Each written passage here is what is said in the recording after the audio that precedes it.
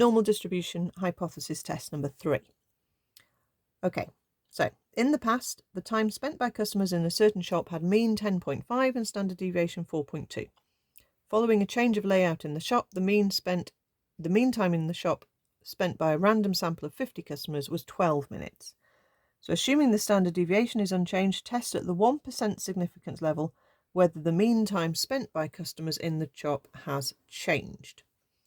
This is going to be a two-tailed test because it's not saying we're looking for evidence that the mean has gone up or gone down, it just says changed. Okay, so again, we can do two different methods to do this. We can do the p-value method or we can do the critical region method. So I will show both. Start off with our hypotheses. H0 is mu is equal to, and the original mean was 10.5. And then H1 from this wording is mu is not equal to 10.5. You should always have the same number and just change the symbol. Okay, do not under any circumstance change the number. Don't use the 12, which is the mean of the sample. That should be nowhere near these hypotheses. Okay, so X, which is normally distributed, this is the time spent. We think it's 10.5 and standard deviation 4.2. So when we do our X bar, which is our mean of our sample,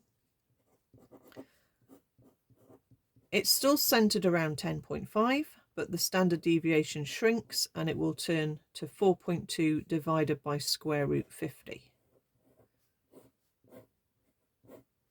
Okay, so if I do the p-value method to start with, what I'm going to do is figure out the probability of a mean of 12. Okay, so 10.5 is in the middle, 12 is above the center, so I'm going for the top bit of the picture. I need to know the probability of this tail to start with. So I'm going to use my NCD and just say what's the probability that X bar is 12 or more. Okay, so 12 is my lower. I'm going to put a big number in for my upper. I'm going to put my sigma 4.2 over root 50 and my mu is 10.5.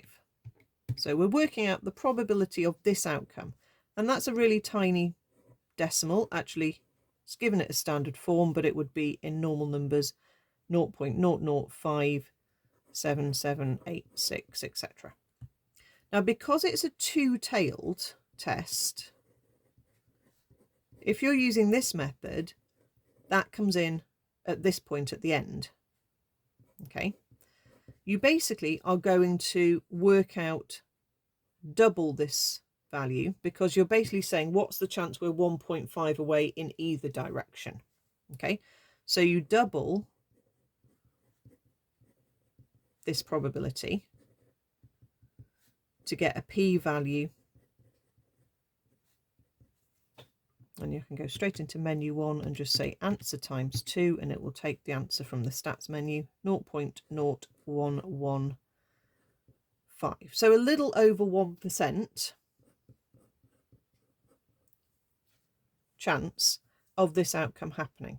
Now you would think, oh, that seems really low, but when we're testing at the 1% level, it's not low enough. Okay, it's not beating the 1% level once we've doubled it. So if you'd forgotten the doubling bit, you would have come to the wrong conclusion.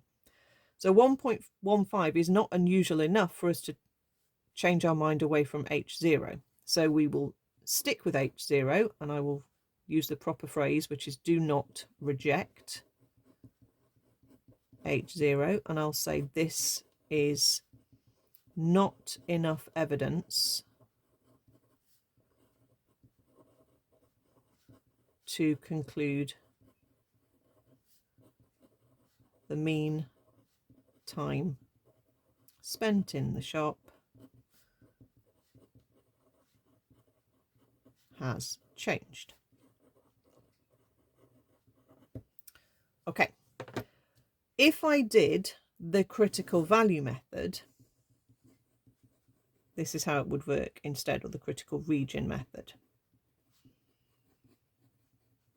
Okay, so if you prefer this method, if this is the way you've been taught, or this is the one that you would do if you had a choice, what you need to do is say, if you need a 1% level, but it is two-tailed,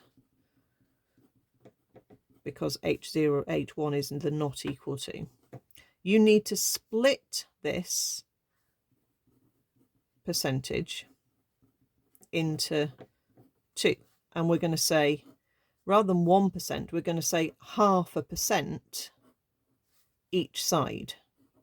So 0.5% would be a decimal of 0.005. Okay. And up at the top end, 0.5% off the top is 0.995. Okay, so it's a 1% level split into 2. If it was a 5% level split into 2, you'd do 2.5% each side. Okay, so it's a bit more awkward when it's a 1% level split in 2, but there, that's what it is.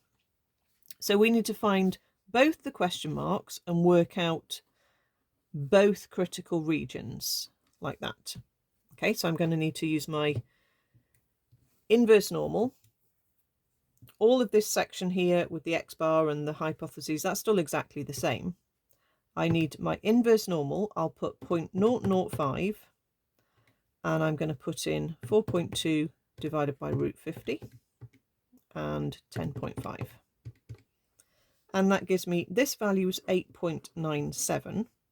So one critical region would be if my x-bar came out less than 8.97. And then I'm going to do, again, I'm going to say the top would have 0.995 below that line. Okay, so I would put an area of 0.995.